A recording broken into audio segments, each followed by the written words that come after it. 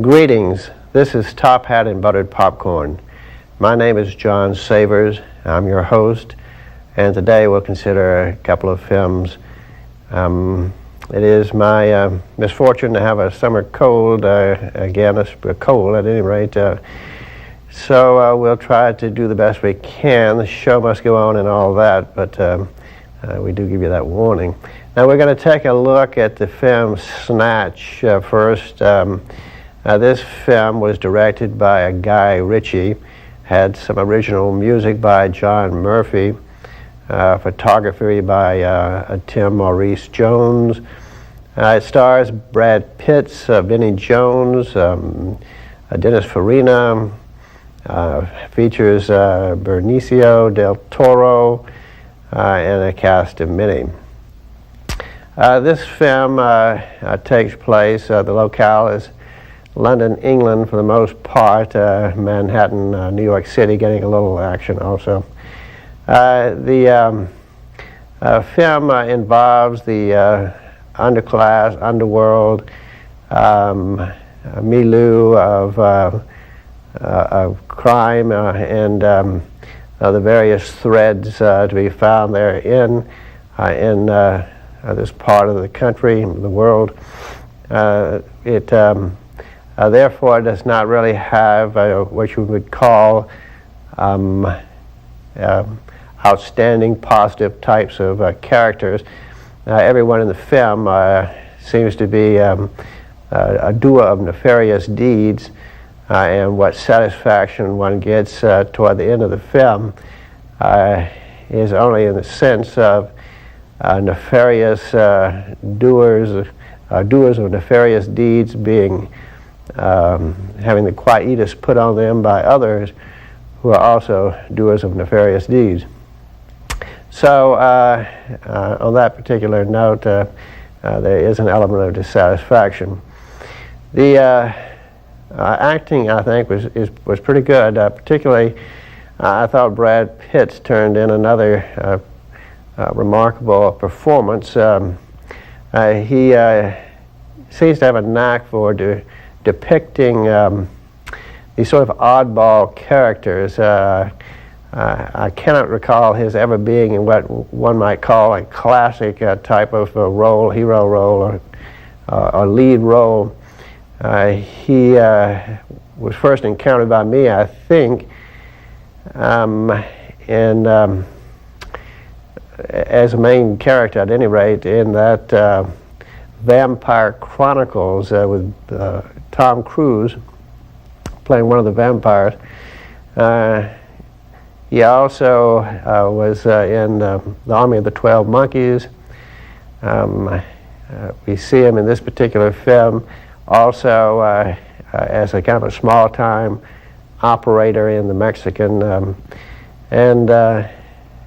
we think it's kind of a pity that he hasn't had an opportunity to do other than these kinds of roles, but he does them quite well. I think it is a kind of a compliment to or indicator of the guy's talent that he can carry these things off, make them believable.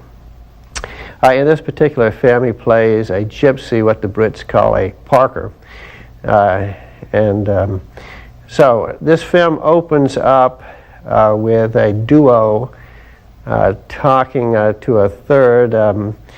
It's in a chamber, kind of gloomy.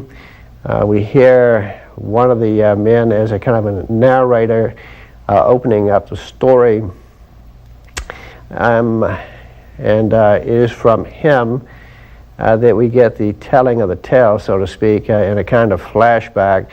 However, this is a flashback that combines personal knowledge and hearsay knowledge. We open up with what might be called the hearsay in the flashback. We see a group of what appear to be Hasidic Jews in an airplane conversing. They continue to converse as they deplane and go through customs. There is a conversation led by the Del Toro character in disguise as a in regard to the translation of a Hebraic word. which, according to him, should have been translated young woman, but which had in error been translated virgin. Now, this is a stealthy attack upon the Christian notion of Mary being a virgin. Hollywood and its allies are pretty relentless in these kinds of attacks, I think. It's unfortunate. At any rate, this group of counterfeit Jews enter a secure area, apparently at the airport, and suddenly spring automatic weapons, submachine guns, that sort of deal, and demand a giant diamond.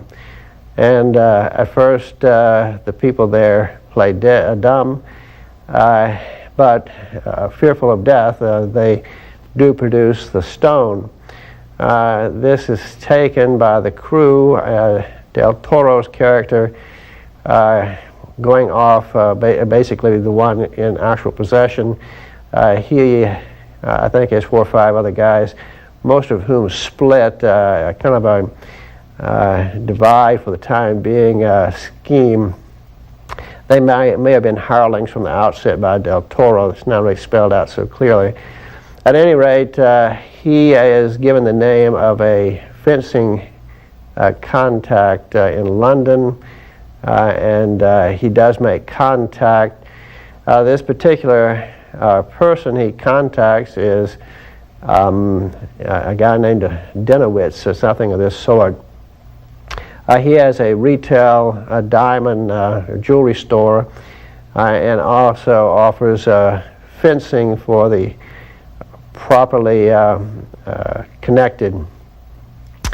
So when Del Toro calls him up and is able to secure confidence in this particular area, an arrangement is made, a meeting is made, and the stone is appraised, and this particular guy, Denowitz, has a cousin in New York, played by Farina, who he apprises that the stone is with him and so forth. Kept alert in the matter. Farina may in fact have been the originator of this whole scam. But at any rate, the diamond deal is kind of put into the works. Del Toro keeps possession for the time being. Denowitz himself is, according to the narrator of this tale, a counterfeit Jew, and he is using the name Denowitz for business or Jewish identification for business purposes, which certainly makes a lot of sense in the business line he's in, for from De Beers to the diamond cutting centers of Tel Aviv, Amsterdam, and New York, to the retail giant, the huge retail operations, the most prominent. You do find mostly Jewish ownership or Jews involved. So the use of a counterfeit Jewish name is understandable.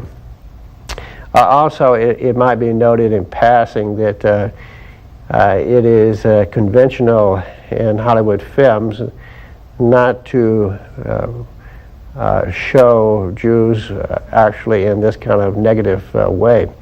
So this has gotten around by the use of counterfeit. So the deal is done.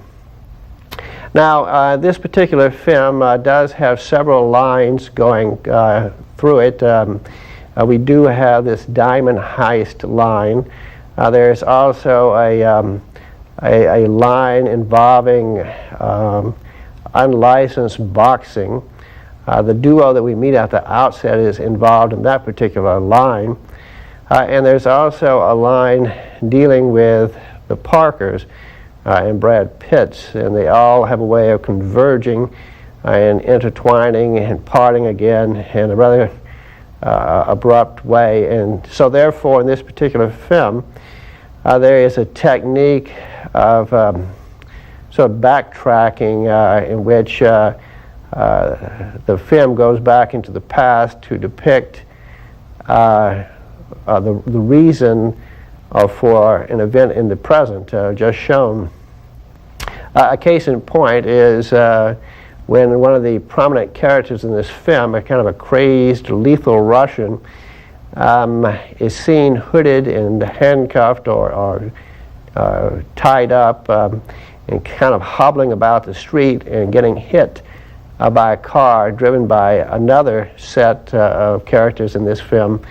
And so how this came to be was shown by a backtrack in the filming of the story. This happens a number of times. Well, so about this time we have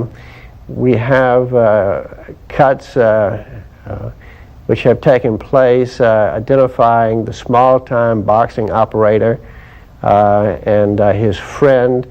They're trying to get involved in a match. They have a fighter. They have a kind of a jerry-rigged gym.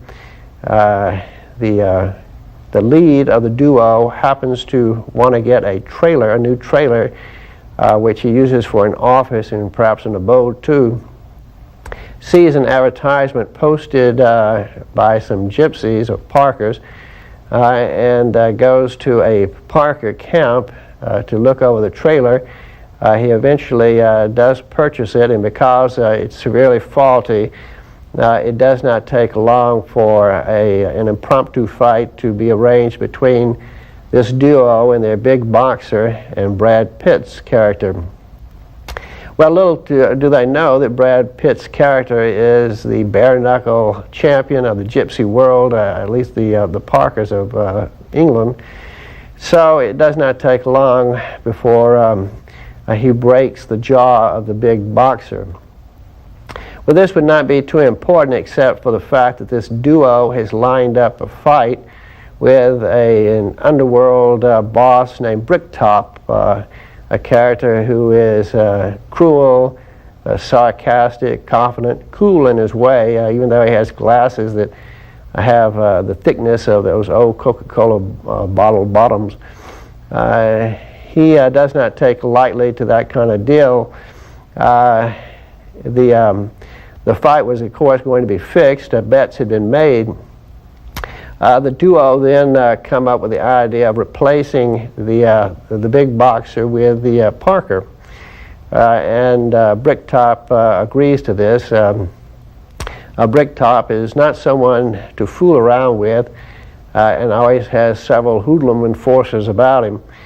The man who played this particular role was quite good, I thought. And I thought that he and Pitt showed the best of this cast, which was fairly strong from beginning to end. Now, the fight is then redone with Brad Pitt as the duo's man. He agrees to take a fall, and when the boxing match does take place, he in fact knocks out the boxer of Bricktop. Well, this infuriates Bricktop. He also loses his face because some even more powerful hoodlums than himself happen to be there and have lost money. So something has got to be retrieved out of this. A second match is going to be had. The duo promises this time that Brad Pitt will take a fall. So we break from here to discuss further the line in regard to the heist. The the crazed Russian hoodlum, which I referred to earlier, has gotten wind of the diamond heist, and he has gotten a notion of getting the diamond for himself.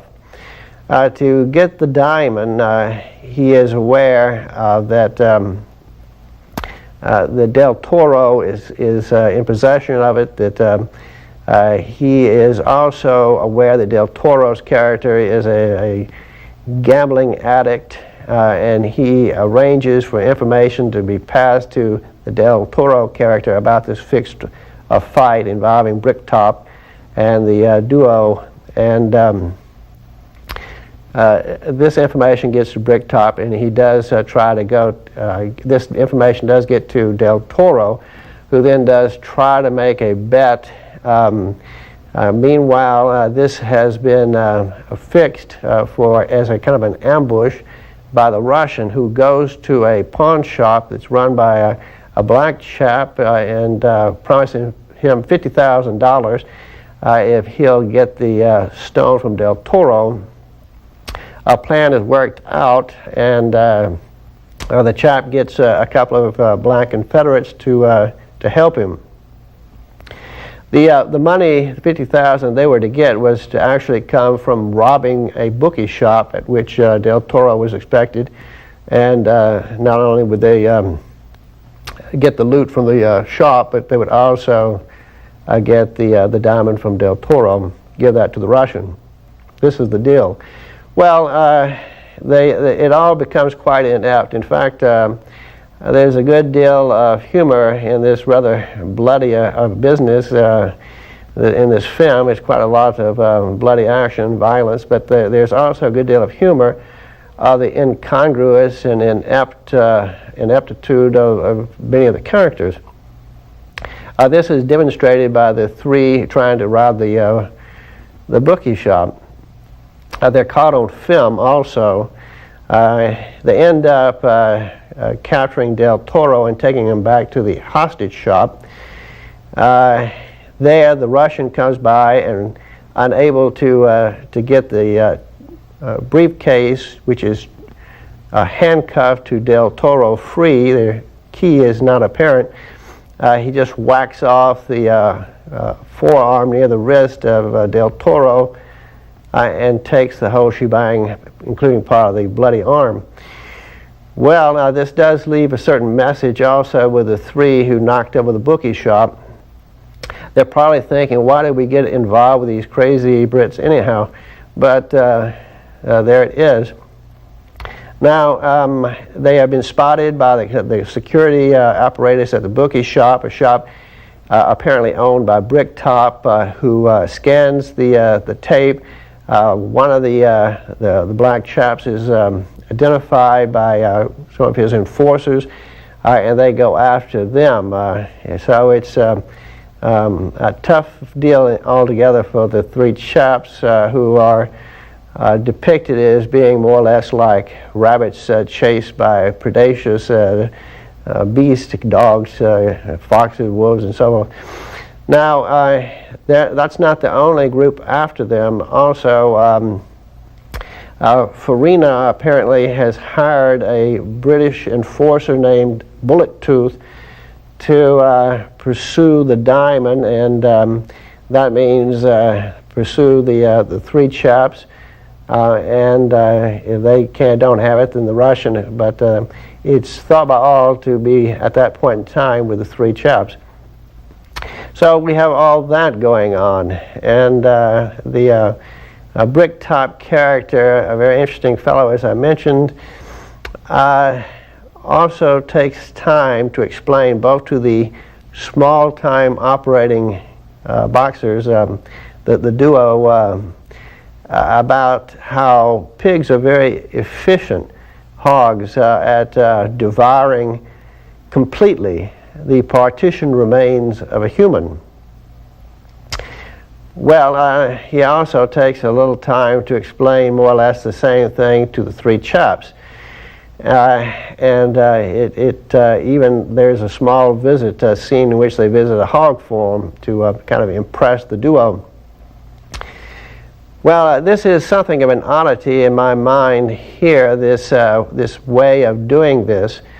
And you would not think it would be something you would commonly see interwoven in films, and yet something of the same thing appeared in Hannibal, in which the character played by Oldman, Mason Verger, conceives of a revenge by using giant hogs to really look like boars to, he hopes, devour Hannibal. Well, it just makes you wonder if there's not some sort of consulting firm or other operating around Hollywood that dreams up possible plots and angles and so forth for films for the upcoming year, sends it around to all the movie-making facilities, the main producers and so forth, and that they indeed get these things, maybe hand them out to screenwriters and so forth, and they pick out what seems like an oddity, something unique, and as luck would have it, some other producer, director, screenwriter picks out something similar, and then more than one film comes out with this very odd item of interest, such as hogs devouring people. This is not an isolated situation either. As a matter of fact, the cutting off of the arm here is kind of like echoed by Hannibal himself cutting off his own forearm wrist to escape handcuffs in the film Hannibal. We see these things, I think, fairly often, actually, much more than would be probable under any kind of scenario other than there is some kind of firm that's producing these concepts, as it were, and the concepts are being shipped about and on chance utilized during the same film year by different filmmakers. At any rate, however it goes, this occurs. Now, these cuts and interweavings and stuff like this continue on to a final conclusion. We do have Bricktop sending his thugs out to the Parkers to ensure in his mind, he's trying to ensure that the Parker Pitts cooperates in the boxing rigging this time by setting a trailer on fire that happens to have Pitt's mother in the film, and she is burned to death in the event. So he goes ahead after a kind of drunken wake to fight in this rigged fight, and again he wins. Well, this all kind of leads to a climactic event in which you have something like a St. Valentine's Day massacre, English style, over toward the Parkers.